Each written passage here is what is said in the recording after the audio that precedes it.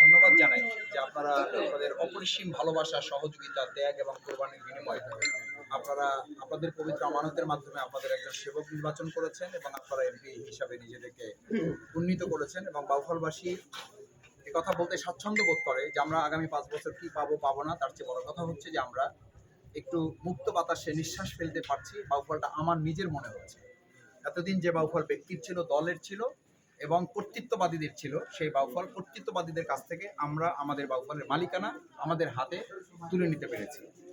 সেই তুলে নিতে পারার যে স্বাদ, আনন্দটা আমরা বাউফলবাসীকে দিতে পেরেছি, এই জন্য আমরা মহান আল্লাহর শুকরিয়া আদায় করছি আলহামদুলিল্লাহ। আমি অনেক সময় বলে থাকি যে সরকারের যে বরাদ্দ, সেই বরাদ্দ থেকে আমরা যেটা জনগণের কাছে পৌঁছাই সেটাও যেমন আমাদের জন্য পর্যাপ্ত নয়, আবার আমরা ব্যক্তিগত উদ্যোগে 17 বছর যে প্রচেষ্টা চালিয়েছি সেই প্রচেষ্টার অংশ আমাদের চলমান থাকবে। আমরা চেষ্টা করব সেই জায়গা থেকে। আমি আপনাদের বলেছি আমরা সরকারের কাছ থেকে সর্বোচ্চ নেওয়ার চেষ্টা করবো বাউফলবাসীর জন্য।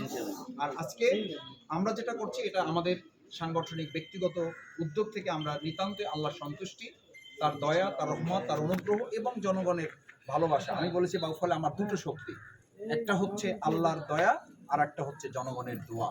এই দুটো শক্তি আমাদেরকে একটা অসম্ভব কর্তৃত্ববাদকে পরাজিত করতে সক্ষম করেছে আমাদেরকে আল্লাহ তাআলা। সেই জায়গায় আমাদের প্রিয় ভাই আমাকে বেশ কিছুদিন আগেই বলেছে, তাকে সহযোগিতা করেছে আমাদের ভাই শ্রমিক কল্যাণ ফেডারেশন কামরুল আমাকে হেল্প করেছে। আমার এই প্রিয় ভাই সিদ্দিক কয়েকদিন আমার কাছে গিয়েছে, আমি সুযোগ করে কথা বলতে পারি নাই। সিদ্দিকুর রহমান ভাই তার যে রিক্সা, এই রিক্সাটা আমরা চাচ্ছি যে সে পরিচালনা করে, সে শারীরিকভাবে অতটা সক্ষম না, তারপর হালাল উপার্জনের জন্য সে চাচ্ছে যে এটার মধ্য দিয়ে সে সামনে যাতে আল্লাহ তাআলা তার রুচিকে বরকত দান করেন, সেই প্রক্রিয়াটা যেন চলমান থাকে। আলহামদুলিল্লাহ, আপনারা দোয়া করবেন। আমরা তার পাশে সহযোগিতার জন্যই তার পাশে আমরা দাঁড়িয়েছি। আমরা চেষ্টা করছি, আমরা সবাইকে হয়তো পারছি না, কিন্তু আমাদের চেষ্টা করলে আল্লাহ তাআলা হয়তো এটাতে বরকত দান করবে।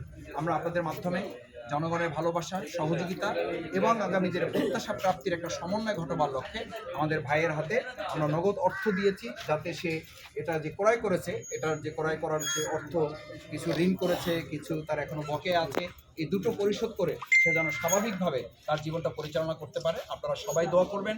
আমরা চেষ্টা করছি, আরও এরকম কিছু ভাইয়েরা আমাদের আছে, নির্যাতিত হয়েছে, নিপীড়িত হয়েছে, তার অটোরিকশা চুরি করে নেওয়া হয়েছে এবং নেওয়া হয়েছে এই কারণে। আমি আপনাদের একটা কথা বলি যে আপনারা অনেকে শুনেছেন যে শুধু দাঁড়িপাল্লায় ভোট দেওয়ার কারণে তার অটোরিকশাটা নিয়ে যাওয়া হয়েছে, শুধু দাঁড়িপাল্লায় ভোট দেওয়ার কারণে তার ব্যাটারিটা চুরি করে নেওয়া হয়েছে, শুধু দাঁড়িপাল্লায় ভোট দেওয়ার কারণে তার গরুটা নিয়ে নেওয়া হয়েছে, শুধু দাঁড়িপাল্লায় ভোট দেওয়ার কারণে দোকানটা আগুন দিয়ে পুড়ে দেওয়া হয়েছে, শুধু দাঁড়িপাল্লায় ভোট দেওয়ার কারণে দোকানে ভাঙচুর করা হয়েছে, লুটপাট করা হয়েছে।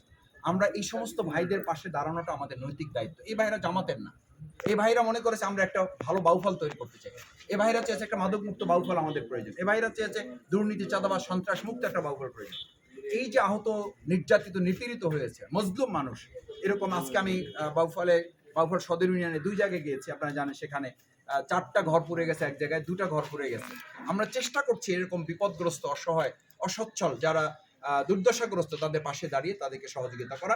আল্লাহর জন্য আমাদের এই রাস্তাটা সহজ করে দেয়।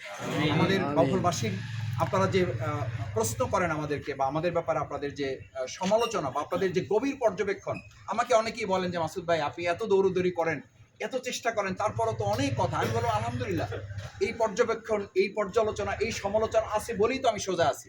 আমি বাউফলবাসীর কাছে অনুরোধ করব, আমার সম্মানিত সাংবাদিক ভাইদের মাধ্যমে আমাকে এই সোজা রাখার কাজটা আপনারা করবেন।